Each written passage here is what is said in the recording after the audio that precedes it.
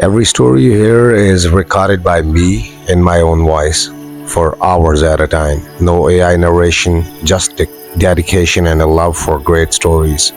So if you appreciate that, hit subscribe. Some legends begin with a creature, others begin with a ghost, but some begin with a place so strange that people struggle to explain what they've seen with their own eyes. Tonight, I want to tell you about one of the most unsettling desert legends in the American Southwest. A story passed down by ranchers, hikers, and travelers for generations. A story about a remote canyon in New Mexico where the rocks themselves are said to bleed. No water, no mud, not mineral strains, blood. At least that's what witnesses claim. This is the legend of the bleeding rocks of New Mexico, and according to those who have visited the canyon after dark, the rocks may be trying to tell a story that was never meant to be forgotten.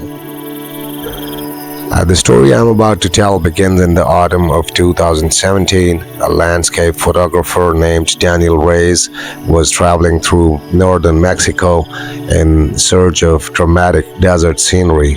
As a storyteller, I came across his account while researching strange locations tied to American folklore. Daniel had spent years photographing remote places, ghost towns, mountain valleys, ancient canyons. He was not the kind of person who believed every strange tale he heard, which is why he ignored the warnings.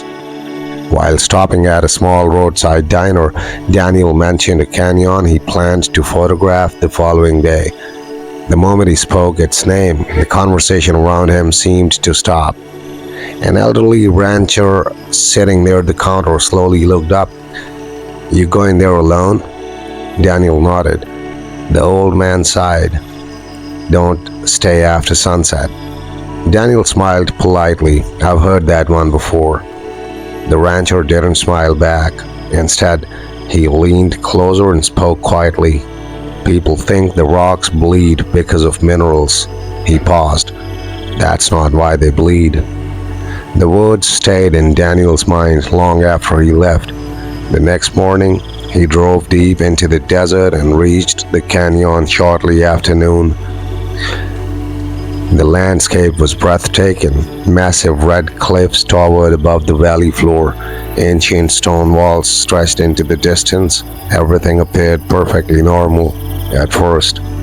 Then Daniel noticed something strange. Dark red streaks running down several rock faces. Fresh-looking streaks, as though a liquid had recently flowed across the stone. He approached one of the formations. The stain looked disturbingly similar to blood, and somehow it appeared wet. Daniel examined the stains carefully. The liquid reflected sunlight, slowly dripping from tiny cracks in the rock. It shouldn't have been possible. The canyon hadn't seen rain for weeks, yet the streaks looked fresh, almost alive. He photographed every detail. Hours passed as he explored deeper in the canyon. The farther he traveled, the more red-stained formations he discovered. Some streaks were narrow, others covered entire cliff faces. By late afternoon, Daniel had become fascinated. The story suddenly seemed less ridiculous. Then he found something even stranger. Handprints, dozens of them. Dark red handprints pressed against a vertical stone wall. Large handprints, small handprints. Some appeared old, others looked recent, as if someone had touched the rock only hours earlier. Daniel photographed them all. Then he noticed another detail. There were no footprints nearby, no signs that anyone had approached the wall. The handprints simply appeared there. As sunset approached, the canyon began changing. The shadows deepened, the air grew colder, and an uneasy silence settled over the landscape. Then Daniel heard something, a distant voice, faint, almost impossible to understand. At first he assumed it was the wind, but the sound came again. This time it sounded like several voices speaking at once, whispering, murmuring. echoing from deeper within the canyon. Daniel followed the sound, his camera ready, his curiosity overcoming caution. The whispers grew louder, and then he rounded a bend in the canyon. What he saw made him stop instantly. The largest rock formation in the valley stood before him.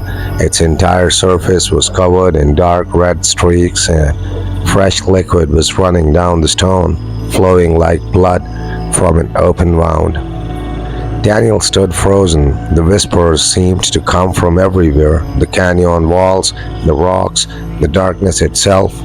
Then he noticed movement, shapes, human-shaped shadows standing along the cliffs, dozens of them, watching, silent, motionless.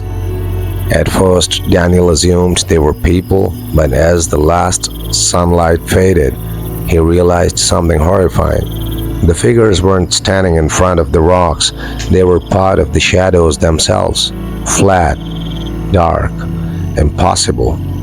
One shadow slowly raised an arm, then another, and another. The whispers became louder, not words, not sentences, just sorrow, pain, grief. The emotions seemed to fill the canyon. Suddenly, the red liquid began flowing faster. Streams of crimson ran down the stone. The entire canyon seemed alive. Daniel grabbed his equipment and began packing away. The shadows remained where they were, watching, waiting. The moment he reached the canyon entrance, the whisper stopped completely. The cold air vanished and the canyon became silent once again. Years later, Daniel would still refuse to revisit the location. His photographs showed the red streaks, the handprints, even some of the strange shadow figures, yet no explanation ever satisfied him. Local legends claim the canyon was once the site of a terrible conflict long before modern records existed. According to the stories, countless lives were lost there. Their suffering became part of the land itself. Today, geologists explain the red stains as mineral deposits in natural runoff, and they may very well be correct. But that explanation doesn't account for the voices, the handprints, or the shadows that appear only after sunset. Even now, travelers occasionally report hearing whispers among the rocks of remote New Mexico canyons. Some leave immediately, others stay, and those who stay often report the same thing. The rocks begin to bleed, and the canyon begins to remember. Subscribe if you liked.